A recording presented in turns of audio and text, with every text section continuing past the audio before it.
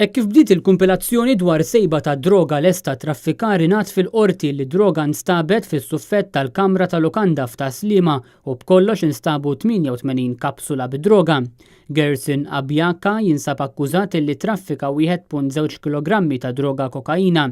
Abjaka għandu 33 sena u minn San Loreddu Maroni.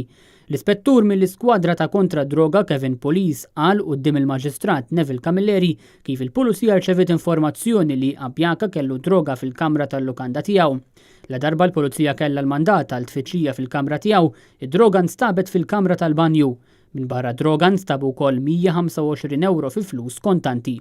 Min-naħa tiegħu ir-raġel ċaħat li hu kien jaf bil-preżenza ta' droga u qal li kien jinsab Malta għal vaganza qasira wara li kellu inkwiet familjari fi Franza u qal li ma kellu l-ebda kuntatt ma' persuni f'Malta.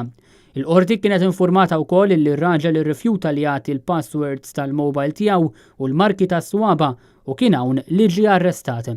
Mistoqsi mill-avukat Franco De Bono jekk id-droga kienieċ evidenti mal-ewwel ispettur Police qal illi kien hemm panel minn tas-suffetti mċaqlaq u konferma wkoll li l-akkużat kien ilu fil-kamra tal-lukanda għal jumejn sħaħ. Uffiċjal ieħor tal-Pulizija qal li l-akkużat beda jirtot meta nstabet id-droga fis-suffett.